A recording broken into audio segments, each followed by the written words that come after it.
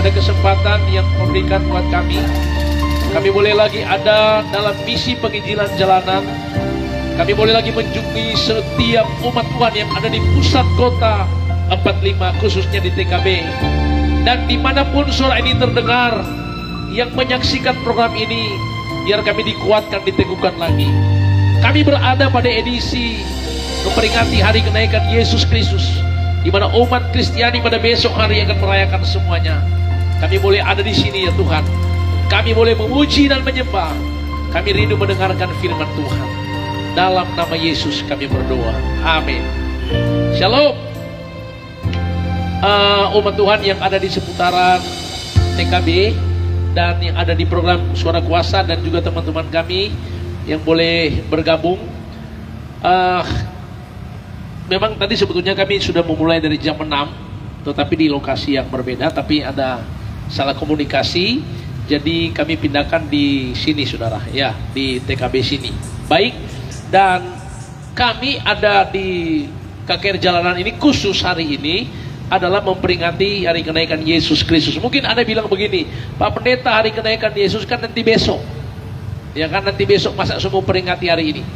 Saudara, itu hanya kita memperingati hari-hari besar di mana kita percaya kita yang disebut pengikut Yesus Kristus, yang selalu merayakan hari-hari besar yang namanya kelahirannya, kematiannya, kebangkitannya, dan akan kita rayakan pada besok hari ada kenaikan Yesus naik ke surga. Nah, umat Tuhan yang diberkati Tuhan, khusus yang ada di program ini, konsumsi yang boleh kami bagikan di sini adalah bagaimana kita semua diingatkan, diberitahukan. Diingatkan tentang apa? Diberitahukan tentang apa? Tentang kehidupan. Tentang kehidupan. Apa maksudnya tentang kehidupan? Supaya kita mengerti arti kehidupan yang sesungguhnya.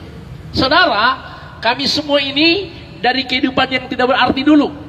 Jadi dari kehidupan yang tidak berarti diubah oleh Tuhan memiliki hidup yang berarti. Nah, ini yang kami mau bagikan buat saudara-saudara di edisi khusus kenaikan Yesus Kristus naik ke surga. Nah, berarti Tuhan Yesus akan naik ke surga yang kita peringati. Tapi sebetulnya kebenarannya adalah sebetulnya kita sedang menunggu kedatangan Yesus datang kali yang kedua. Jadi kita sebetulnya sedang mempersiapkan diri untuk menjemput, di mana Tuhan yang kita sembah akan datang menjemput kita umatnya sesuai dengan 1 Tesalonika 4 ayat 13 sampai 18. Di situ dikatakan, sesungguhnya pada saat trompet berbunyi, sangkakala berbunyi, maka Tuhan sendiri akan turun dari surga, dan orang-orang yang mati dalam Yesus akan lebih dahulu bangkit. Sesudah itu kita yang masih tinggal, yang masih hidup akan terangkat bersama-sama.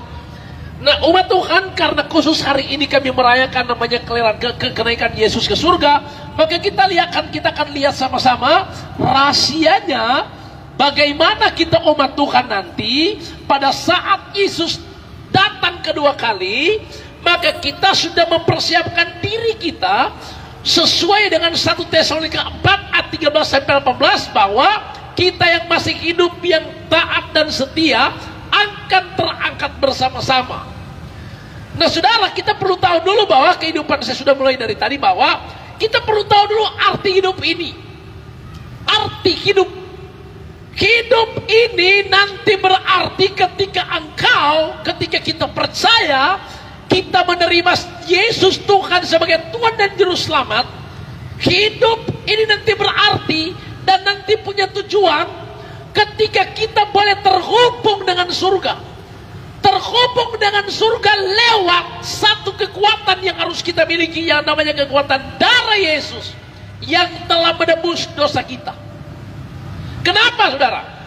Karena darah Yesus inilah yang telah menebus dosa kita, yang telah membayar hidup kita, yang harusnya kita ini sudah tergadaikan pada setan, yang seharusnya kita hidup ini sudah tergadaikan, sudah ditentukan untuk hari malapetaka dalam jurang kebinasaan. Maka Tuhan kita datang untuk membayar hidup kita dengan darahnya. Jadi Alkitab kita bilang hidupmu telah jadi berharga karena telah dibayar dengan darah yang sangat mahal. Sudah ditebus oleh darah Yesus. Dengan kematian Yesus di kayu salib, dia berkata sudah selesai. Maka berarti kehidupan saudara sudah menjadi milik Tuhan. Yang harusnya hidup kita ini bukan milik Tuhan, bukan hidup dalam kerajaan surga. Yang harusnya sudah ditentukan untuk hari malapetaka dalam kebinasaan, tetapi diselamatkan. Jadi hidup ini nanti berarti ketika engkau terhubung, terkoneksi dengan surga, menjadi warga surga, ditebus dengan darah yang sangat mahal, yaitu darah Yesus, dan hidup memulai hari itu sudah menjadi warga surga. Alkitab bilang begini, maka demikianlah engkau bukan lagi orang asing dan pendatang, tetapi telah menjadi warga surga. Jadi kerajaan surga itu sudah menjadi bagian hidup kita, dan kita sepenuhnya sudah hidup dalam kerajaan surga. Kerajaan surga di sini bukan berbicara makanan minuman, tapi kerajaan surga berbicara kebenaran, damai, sukacita yang dikerjakan oleh Roh Kudus.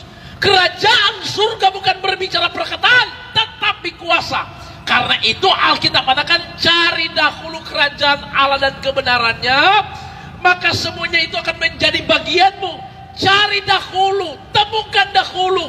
Kami semua dulu belum memiliki kehidupan yang berarti, karena kami belum hidup dalam kerajaan surga. Tapi ketika hidup kami diubah, berubah artinya kami memberi diri hidup kami untuk bertobat, sadar, maka hidup kami dimeteraikan, dan hidup kami, saya sendiri, dibayar dengan darah yang mahal, menjadi berharga di mata Tuhan, dan dipindahkan dari kerajaan yang bergoncang, dari kehidupan yang tidak berarti, dipindahkan Tuhan pada kehidupan yang berarti. Jadi kehidupan yang berarti memulai ketika kita hidup di dalam kehidupan yang baru, di dalam pertobatan, menerima Yesus sebagai Tuhan dan Juru Selamat, dan kita mengikuti jalannya lewat firman-Nya. Karena itu iman tanpa perbuatan adalah mati. Jadi waktu engkau dalam Tuhan, harus engkau lakukan firman-Nya supaya engkau dikatakan hidup, dan hidupmu jadi berarti. Sampai kapan? Sampai engkau betul-betul menerima kehidupan di mana Yesus datang, dia menjemput kita datang kali yang kedua. Nah, hari ini khusus kita memperingati hari kenaikan Yesus ke surga. Oke, Tuhan Yesus naik ke surga. Yohanes 14 berkata, untuk menyediakan tempat buat kita di surga. Alkitab katakan, jangan kamu bersusah hati, sebab di rumah Bapakku banyak tempat tinggal. Kita sedang dipersiapkan Tuhan, supaya nanti pada saat engkau nanti ajalmu tiba dalam kematian, engkau Tuhan sudah berikan tempat di surga. Dan kalaupun Tuhan Yesus datang nanti kali yang kedua, kita sudah punya tempat di surga. Jadi saya mau beritahu, ada dua hal penting buat kita untuk mengerti hidup. Yang pertama, hidup jadi berarti ketika engkau dikenal, diberi tanda dari surga. 2 Timotius 2 ayat 19 berkata, sesungguhnya meterai yang teguh itu Tuhan mengenal siapa kepunyaannya. Punya tanda dari surga, tanda darah, air dan roh. Berarti kehidupanmu sudah dikenal, sudah jadi warga surga, hidupmu jadi berarti. Yang kedua, engkau punya tujuan hidup yang Tuhan tentukan, yaitu ada keselamatan hidup kekal. Kapanpun kita mati, Tuhan sudah berikan kita tempat di surga. Kapanpun Tuhan Yesus datang, kita sudah dipersiapkan naik ke surga. Nah saudara, karena kita belum mati, Tuhan belum datang, makanya kita perlu mengerjakan keselamatan, kita perlu taat dan setia, kita perlu hidup melakukan firman Tuhan, iman dan perbuatan. Karena iblis masih setiap hari akan mencuri keselamatan kita. Dia masih bekerja ekstra supaya kita gagal, supaya jatuh dalam dosa. Karena itulah kami ada di jalanan untuk memberitahukan, mengingatkan kita supaya jangan lupa Tuhan, supaya takut akan Tuhan, supaya andalkan Tuhan, supaya kita selalu berseru dan senantiasa selalu berharap hanya pada Yesus. Karena Dia Tuhan kita, Dia tidak pernah meninggalkan kita. Dia tetap setia menjaga dan menolong kita. Oke, saya masuk lebih dalam. Rahasianya bagaimana umat Tuhan nanti ketika Yesus datang kita tetap terangkat ke surga. Berarti kita perlu tahu rahasianya. Saudara dengar baik-baik. Ada rahasianya yang perlu kita tahu. Bagaimana kita jadi umat Tuhan yang tetap bertahan sampai pada saat Yesus datang, engkau akan terangkat ke surga. Nah, saya membuktikan buat saudara ada beberapa bukti bahwa ada yang naik ke surga. Bukti yang pertama Alkitab bilang, Kejadian pasal 5. Henok hidup bergaul dengan Allah. Setelah itu dia tidak ada karena dia telah diangkat ke surga. Jadi ada bukti yang pertama ada orang naik ke surga, yaitu bernama Henok. Henok ini hidup bergaul dengan Allah. Dan Alkitab katakan dia tidak ada lagi di dunia, dia diangkat ke surga. Itu bukti yang pertama. Bukti yang kedua, ada yang naik ke surga, yaitu Elia. 2 Raja-Raja pasal 2 dikatakan, Elia itu diangkat ke surga dengan kereta yang berapi. Jadi kereta yang berapi datang mengangkat Elia naik ke surga. Berarti ada bukti orang naik ke surga. Yang pertama Henok, yang kedua Elia, yang ketiga ada bukti ada yang naik ke surga.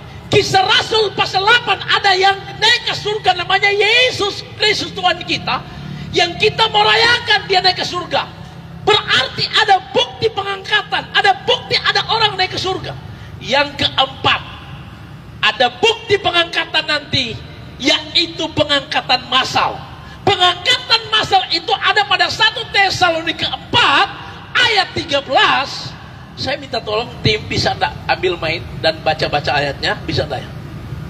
Supaya kami tidak bawa mimbar, tidak bawa Alkitab, ya. Tapi firman itu ada di hidup kita. Mari siapa yang bisa baca? 1 Tesalonika 4 ayat 13 sampai 18. Jadi saya mau beritahu umat Tuhan, ada bukti-bukti pengangkatan di mana ada orang naik ke surga. Bukti pertama Henok naik ke surga, Kejadian pasal 5. Bukti kedua 2 Raja-Raja pasal 2, Elia naik ke surga. Bukti ketiga Yesus naik ke surga yang kita merayakan. Oke? Dan bukti keempat 1 Tesalonika 4 ayat 13-18 itu bicara bukti pengangkatan massal. Kapan itu? Nanti saatnya datang ketika trompet berbunyi. Kita tidak tahu. Oke, baca ayatnya. Firman Tuhan berkata 1 Tesalonika 4 ayat 13-16. Selanjutnya kami tidak mau saudara-saudara bahwa kamu tidak mengetahui tentang mereka yang meninggal, supaya kamu jangan berduka cita seperti orang-orang lain yang tidak mempunyai pengharapan. Terus, karena jikalau kita percaya bahwa Yesus telah mati dan telah bangkit, maka kita percaya juga bahwa mereka yang telah meninggal dalam Yesus, mereka yang meninggal di dalam Yesus akan dikumpulkan Allah bersama-sama dengan Dia. Dikumpulkan Allah bersama-sama dengan Dia. Ini kami katakan kepadamu dengan firman Tuhan. Terus, kita yang hidup, yang masih tinggal, sampai kedatangan Tuhan, sampai kedatangan Yesus, sekali-kali tidak akan mendahului mereka yang telah meninggal. Terus, ayat 16, sebab pada waktu tanda diberi, pada saat tanda diberi, yaitu pada waktu penghulu malaikat berseru, dan sangkakala Allah berbunyi, trompet berbunyi, maka Tuhan sendiri akan turun dari surga, dan mereka yang mati dalam Kristus akan lebih dahulu bangkit. Mereka yang mati dalam Yesus itu maksudnya begini, mereka yang hidupnya bersama Tuhan, yang hidup taat, tekun dan setia, dan pada hari yang Tuhan tentukan ajal mereka tiba, mereka mengakhiri pertandingan, mereka inilah yang akan bangkit lebih dahulu. Setelah itu, terus setelah itu Alkitab katakan kita yang masih tinggal, kita yang hidup sekarang ini akan terangkat bersama-sama. Coba baca ulangi ayatnya. Sesudah itu kita yang hidup yang masih tinggal akan diangkat bersama-sama dengan mereka dalam awan menyongsong Tuhan di angkasa. Demikianlah kita akan selama-lamanya bersama dengan Tuhan. Demikianlah kita selama-lamanya akan bersama dengan Tuhan kita. Kita sudah memiliki tempat di surga yang kekal yang Tuhan persiapkan. Pertanyaannya adalah, siapa mereka yang disebut yang masih tinggal yang akan diangkat? Jadi Alkitab bilang yang lebih dahulu bangkit itu orang yang sudah mati dalam Yesus. Jadi yang dalam Yesus ya maaf, mati dalam Tuhan. Jangan dapariki di kamar hotel, mati bahogel situ, kok pendeta bilang, oh mereka sudah di Yerusalem baru. Mati karena mabuk baku tikang, pendeta bilang sudah di Yerusalem baru. Itu bukan mati dalam Yesus, saudara. Ya. Jadi pertandingan hidup kita ini setiap hari. Setiap hari bahwa kita diajarkan untuk senantiasa selalu melakukan firman Tuhan, tetap hidup dalam pertandingan peperangan perjuangan. Rumah tanggamu pertandinganmu, pribadimu pertandinganmu, pekerjaanmu pertandinganmu. Jika rumah tanggamu berantakan sampai cerai, berarti gagal dalam pertandingan. Jika Anda berpacaran, terus Anda berpacaran gonta-ganti pacaran, terus sampai Anda memiliki kehidupan pergaulan yang buruk, berarti gagal pertandingan pribadimu. Dalam pekerjaanmu, engkau sebagai orang-orang yang disebut eksekutif, yudikatif, legislatif, para oknum-oknum yang senantiasa masih mengkorupsi uang rakyat, pencuri uang rakyat, berarti Anda gagal dalam pertandingan. Engkau memiliki jabatan, tapi jabatan kau pakai untuk korupsi, rampung uang rakyat, itu namanya gagal dalam pertandingan. Berarti pekerjaanmu, pertandinganmu, engkau gagal di sana. Kenapa? Karena menyakiti hati Tuhan. Hidup ini pertandingan, hidup ini perjuangan peperangan. Sampai kapan? Sampai Tuhan Yesus datang menjemput kita, atau sampai kita mati pada saatnya nanti ajal kita tiba. Nah karena itu saudara, untuk membuat kita nanti bertahan sampai akhir, Alkitab bilang begini, mereka yang masih tinggal, yang akan diangkat. Siapa itu yang masih tinggal? Yang sudah pasti mereka yang punya tanda dari surga, mereka yang mempersiapkan minyak dan mempersiapkan pelita tetap menyala. Mereka yang disebut seperti mempelai, seperti para perempuan-perempuan bijaksana yang mempersiapkan pelita tetap menyala. Mereka yang disebut sampai akhir hidup mereka, tetap mereka menjadi domba-domba yang setia. Domba-domba yang setia. Kenapa? Karena masa pemisahan sedang terjadi, di mana Tuhan sedang memisahkan yang domba di sebelah kanan, yang kambing di sebelah kiri. Ketika Tuhan Yesus datang, maka mereka yang disebut domba-domba yang setia akan diangkat ke surga. Tetapi hari-hari terakhir ini, ketika Tuhan Yesus datang, Tuhan bingung. Kenapa dia bingung? Karena waktu Tuhan Yesus mau angkat, itu manusia, itu orang-orang Kristen, dia so bingung. Kenapa bingung? Karena bukan domba, bukan kambing, tapi sudah jadi dombing. Tuhan bingung karena sudah jadi dombing. Dombing itu belang-belang, setengah domba, setengah kambing. Saudara, hari Minggu ke gereja, tapi Senin mabok. Minggu ke gereja, tapi hugal jalan terus. Itu namanya dombing. Jadi perjalanan hidup kekristenan bukan seperti itu, saudara. Harus betul-betul kita dikatakan menjadi domba yang setia, yang nanti pada saat trompet berbunyi kita naik ke surga. Nah sekarang pertanyaannya, bagaimana kita mempersiapkan hidup kita agar tetap kita didapati Tuhan tetap setia, dan akhirnya kita akan diangkat ke surga. Nah saya pelajari di dalam 2 Raja-Raja pasal 2 tentang Elia naik ke surga. Siapkan ayatnya, ya, lihat sama-sama. Elia naik ke surga. Kita lihat sama-sama bagaimana Elia bisa naik ke surga. Elia naik ke surga itu diangkat oleh kereta yang berapi. Tapi sebelum Elia naik ke surga, kita pelajari pada pembacaan 2 Raja-Raja pasal 2, Elia harus melalui beberapa tahapan, beberapa tempat.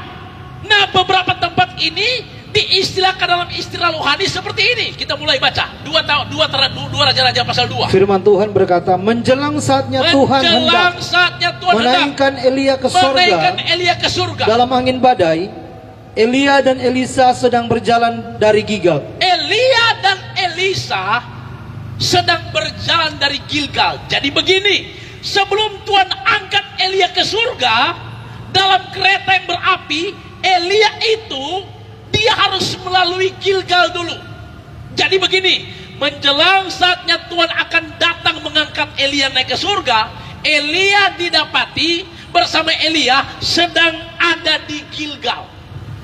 Saudara dengar, arti rohaninya. Arti rohaninya begini, mereka yang masih tinggal akan diangkat diangkat ke surga. Siapa itu mereka yang masih tinggal? Mereka yang masih tinggal itu akan sama seperti Elia. Elia sebelum naik ke surga, dia harus melalui Gilgal. Apa arti Gilgal?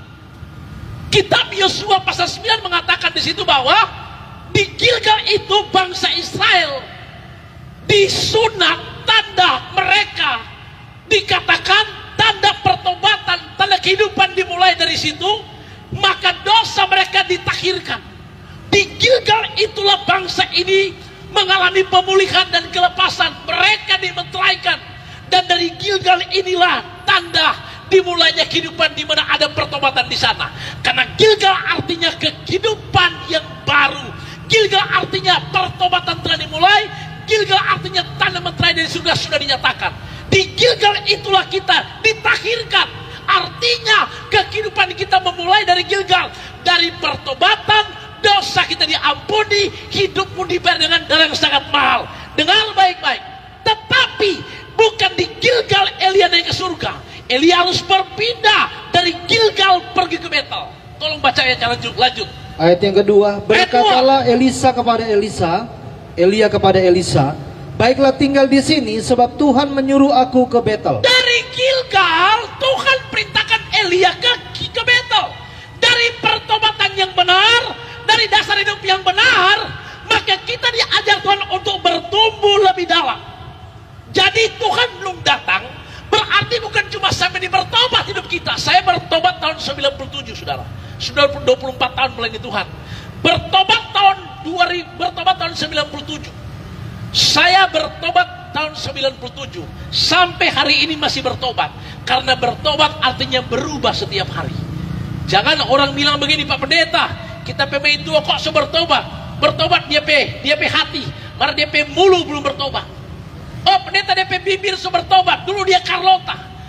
Dulu dia mulu bebek pendeta. Bertobat DP mulu, mar dia pikiran masih kotor. Itu belum bertobat, saudara. Bertobat berubah setiap hari. Hati bertobat, pikiran bertobat, perkataan kita bertobat. Karena itu bertobat artinya berubah setiap hari. Di Gilgal itulah kita ditakhirkan, dikuduskan dalam pertobatan. Tetapi dari Gilgal ini, Elia belum naik ke surga. Dia harus masuk berpindah tempat ke Betel. Apa arti Betel? Betel artinya rumah Tuhan. Tempat kediaman Allah, artinya kekristenan. Engkau tidak cukup bertobat, tapi harus bertumbuh. Harus bertumbuh. Iman harus kau tingkatkan. Pertobatan harus kau tingkatkan. Bukan hanya di bertobat, tapi harus terus bertumbuh. Masuk lebih dalam di Betel. Betel artinya rumah Allah. Hidupmu tempat kediaman Allah. Engkau harus jadikan hidupmu mesbah Tuhan. Karena itu kita diajar, jagalah hidupmu, jaga bait Allah. Kita ini tubuh kita bait Allah. Jangan kita kotori bait Allah ini, saudara. Jaga hidup kita. Kita bertumbuh ke arah Kristus, bertumbuh di dalam Yesus. Kolose 2 ayat 6 dan 7 berkata, kamu telah menerima Yesus sebagai Tuhan dan Juru Selamat. Karena itu hendaklah hidupmu tetap di dalam Dia, berakar dalam Dia, bertumbuh dibangun di dalam Yesus. Harus kuat bertumbuh berakar dalam Yesus. Itu namanya engkau ada di Betel, gereja Tuhan. Sebelum engkau naik ke surga, engkau harus memulai dari dasar pertobatan yang benar, berpindah pada pertumbuhan yang benar. Pertumbuhan yang benar itu harus kau tunjukkan buahnya. Kita harus ada buah pertobatan, ada buah-buah roh. Dan kita dinyatakan bisa terbaca, bisa orang baca. Betul-betul kita sudah hidup benar di dalam Tuhan. Tetapi di Betel Elia belum naik ke surga. Dia harus dipindahkan ke Yeriko. Baca ayatnya langsung. Teruskan ayatnya. Dari Betel terus ke Yeriko. Ya, firman Tuhan berkata, demi Tuhan yang hidup dan demi hidup sendiri, sesungguhnya aku tidak akan meninggalkan engkau. Lalu pergilah mereka ke Betel. Dia tidak akan meninggalkan Elia, dia akan mengejar Elia. Dari Betel pindah kemana? Pada waktu itu keluarlah rombongan nabi yang ada di Betel mendatangkan Elisa. Lalu berkatalah mereka kepadanya, sesudah engkau tahu bahwa pada hari ini tuanku akan diambil daripadamu oleh Tuhan terangkat ke sorga. Terus berkatalah Elia kepadanya, hai Elisa, baiklah kepadanya. Engkau harus tinggal di sini. Terus, hai Elisa, baiklah tinggal di sini sebab Tuhan menyuruh aku ke Yeriko. Menyuruh aku ke Yeriko. Coba Anda perhatikan ayatnya. Dari Gilgal Tuhan perintahkan Elia ke Betel. Dari Betel Tuhan bilang pindah ke Yeriko. Dengar, di Gilgal Elia belum naik ke surga, di Betel Elia belum naik ke surga, dia pindah ke Yeriko. Apa arti Yeriko? Yeriko bicara taman Tuhan, di mana kekristenan ketika engkau bertobat benar, maka Tuhan akan berikan engkau karunia-karunia. Satu kehidupan yang melimpah dengan karunia, karisma daripada Allah. Dia berikan talenta, karisma, karunia buat saudara. Tapi dengar, di Yeriko Elia belum naik ke surga. Artinya orang yang punya karunia pun itu belum tentu dia masuk surga. Harus ada tahapan yang terakhir yang harus dilewati. Jadi Betel dia pindah ke Yeriko. Yeriko taman Tuhan, satu keindahan. Tuhan berikan kita karunia-karunia untuk kita bertumbuh, kita melayani Tuhan, senangkan hati Tuhan. Saudara, tapi di Yeriko Elia belum naik ke surga. Nanti di mana dia naik ke surga? Dia Tuhan perintahkan pergi ke Sungai Yordan. Saudara, Sungai Yordan itu ada dua hal. Dia ada di pinggir Sungai Yordan, dan dia harus menyeberang Sungai Yordan. Sungai Yordan itu adalah proses hidup akhir. Daniel 12 ayat 10 berkata, gereja akan disucikan, dimurnikan, dan diuji. Di akhir zaman proses pemisahan akan terjadi. Tuhan akan suci dan murnikan gereja Tuhan, supaya nanti akan kelihatan mana yang berkualitas emas iman mereka, mana yang jerami, mana yang kayu, mana yang batu, mana yang perak. Itu ada di mana? Di proses akhir, di Sungai Yordan. Sungai Yordan, Alkitab katakan, baiklah aku tinggal di sini di Yeriko, sebab Tuhan memerintahkan aku ke Sungai Yordan. Sampai di Sungai Yordan, Elia itu di pinggir Sungai Yordan. Dia harus menyeberang Sungai Yordan, karena Alkitab katakan Elia nanti naik ke surga pada saat dia di seberang Sungai Yordan. Ingat baik-baik, kalau engkau setia ikut Tuhan, dari Gilgal dalam pertobatan yang benar, pindah ke Betel bertumbuh dengan benar, pindah ke Yeriko punya karunia-karunia dari Tuhan, maka engkau akan menyeberang Sungai Yordan. Dengar baik-baik, Elia naik ke surga karena dia memiliki jubah. Jubah itulah yang dia pukulkan ke Sungai Yordan. Ketika sungai terbelah, Elia berjalan di Sungai Yordan itu yang sudah menjadi kering.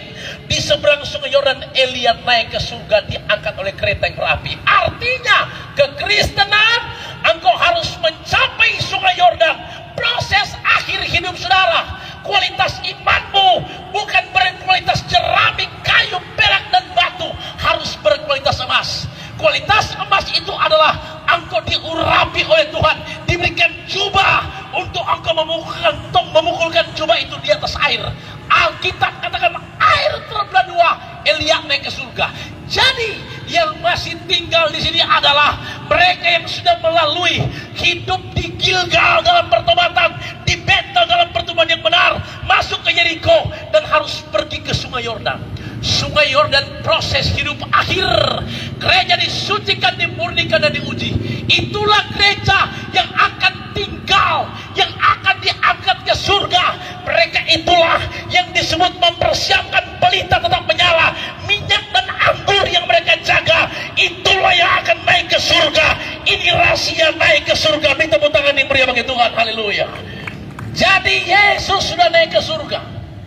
Dia sedang mempersiapkan kita tempat ke surga. Siapakah mereka? Kita semua yang sudah melalui proses tahapan Gilgal, Betel, Yeriko, dan engkau masuk ke Sungai Yordan. Pastikan kalau engkau tetap setia dalam Yesus, ada jubah yang Tuhan berikan, pengurapan yang akan diberikan buat kita. Pegang pengurapan itu, pukulkan tongkat, pukulkan tongkat, pukulkan jubah itu di atas masalah, di atas persoalan, di atas proses. Engkau akan lihat jubah itu akan membelah, jubah itu akan membuat sungai jadi kering. Itu bicara hidupmu akan berjalan di jalan Tuhan yang luar biasa, di jalan Tuhan yang ajaib, sampai engkau naik ke surga. Bilang sama-sama haleluya. Karena itu di edisi hari ini memperingati Yesus naik ke surga, saudara.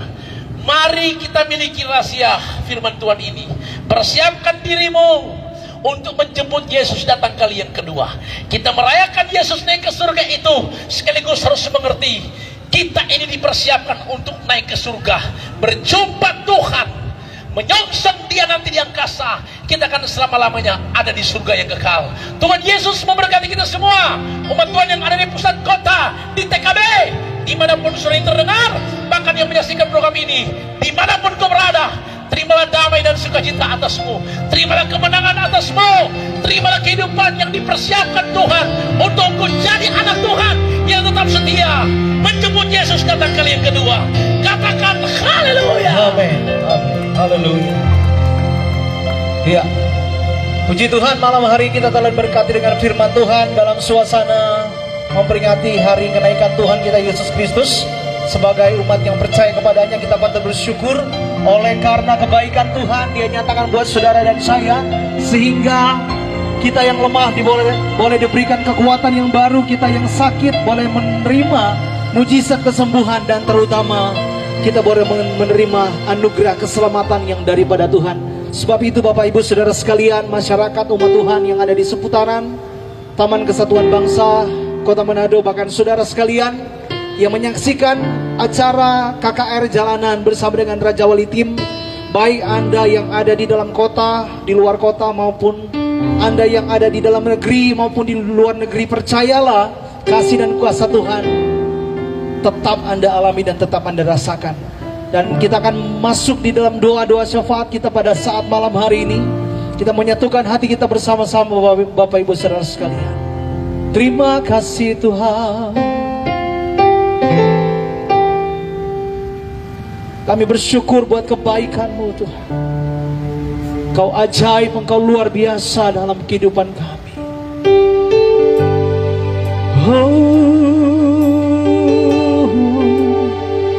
Kami terus angkat hati kami buat Engkau Tuhan malam ini. Haleluya. Terima kasih Roh Kudus, Kau bekerja dengan luar biasa malam hari ini tengah-tengah.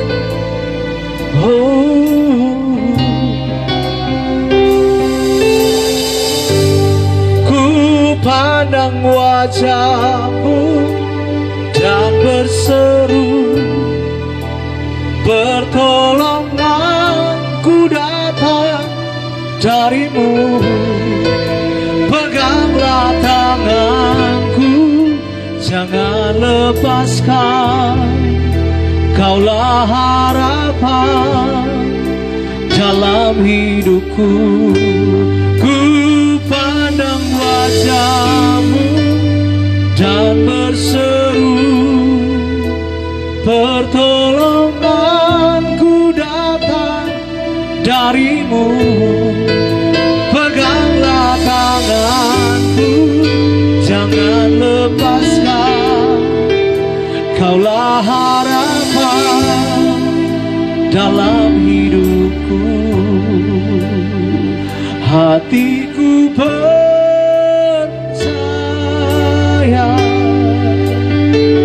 hatiku percaya, hatiku percaya, selalu ku percaya.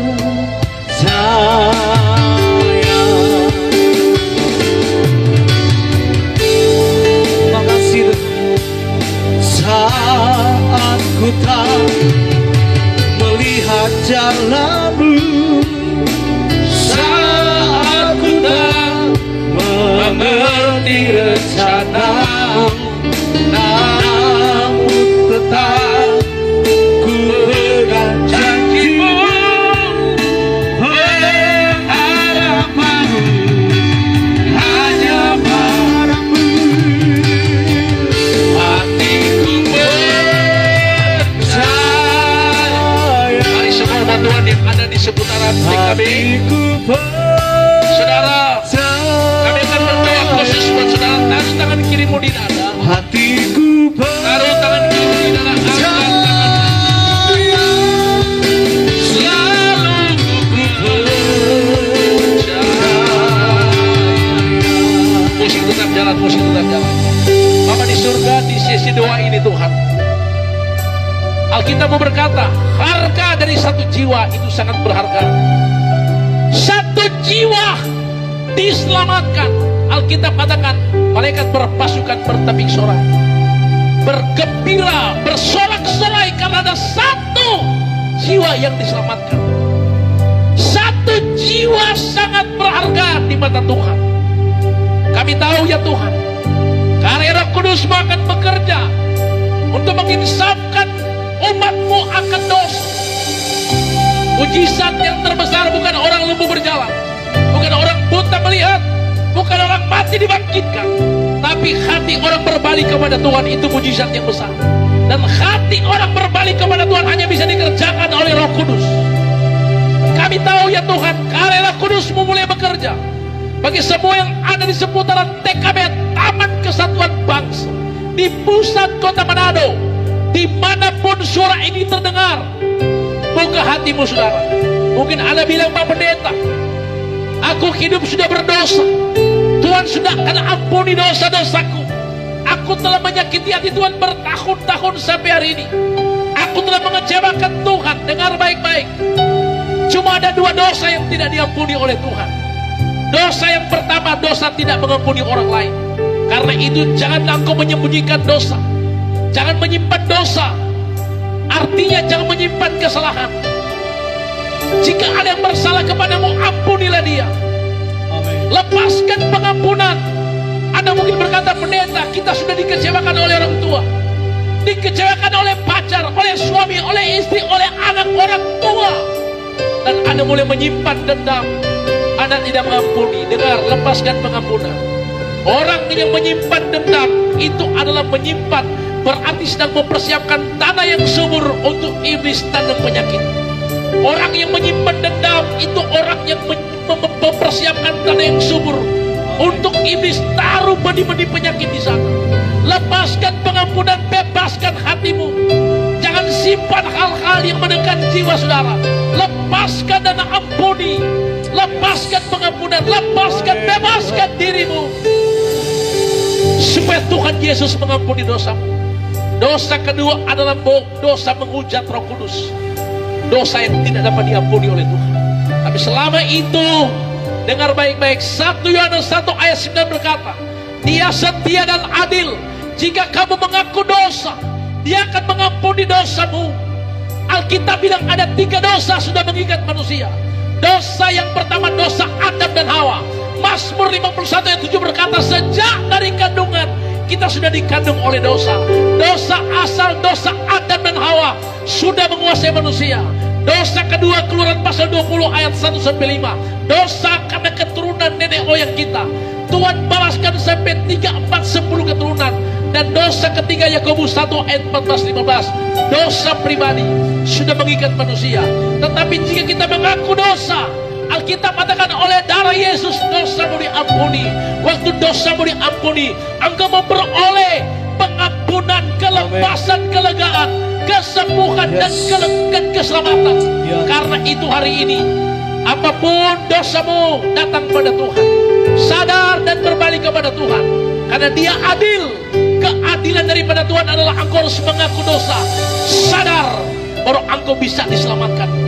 Saudara, yang kedua, jika Anda sedang mengalami sakit yang sampai hari berkali-kali ke dokter, sakitmu dokter berkata tidak akan disembuhkan, harus minum obat selama-lamanya.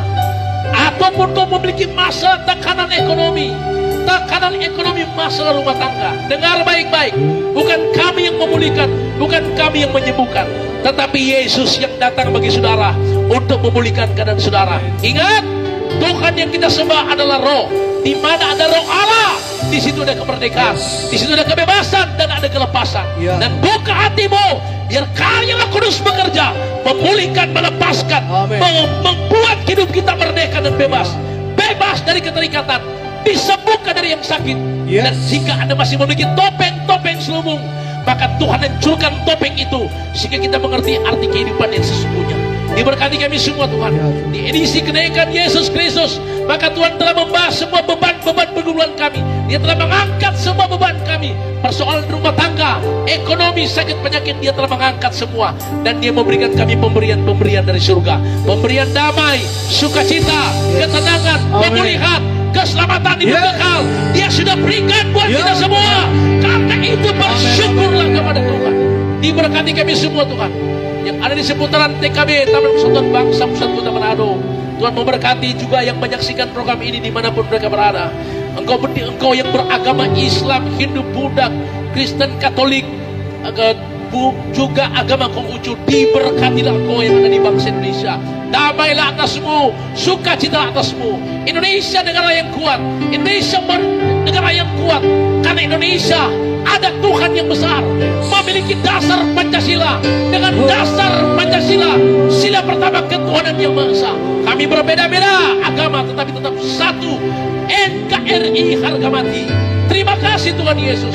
Berkati bangsa kami Tuhan, berkati pemerintahan kami, bahkan pemerintahan yang baru terpilih, yaitu ya Tuhan yang sudah terpilih sesuai keputusan KPU, di mana kami akan memiliki pemimpin yang baru, Prabowo Subianto dan Gibran. Tuhan Yesus, biarlah Engkau yang terus menyertai pemimpin baru kami. Jajaran para menteri nanti akan terpilih, TNI Polri, kami berdoa biar semua damai dan ada kekuatan daripadamu. Berkati Tuhan Yesus pemerintahan saudara, gubernur saudara, wakil gubernur saudara, memberkati wali kota, wakil wali kota, dan kami akan masuk ke dalam pemilu kada, pemilihan ya Tuhan gubernur dan 15 kabupaten kota. Biar semua itu boleh terjadi, karena Tuhan sendiri yang boleh ada di Indonesia.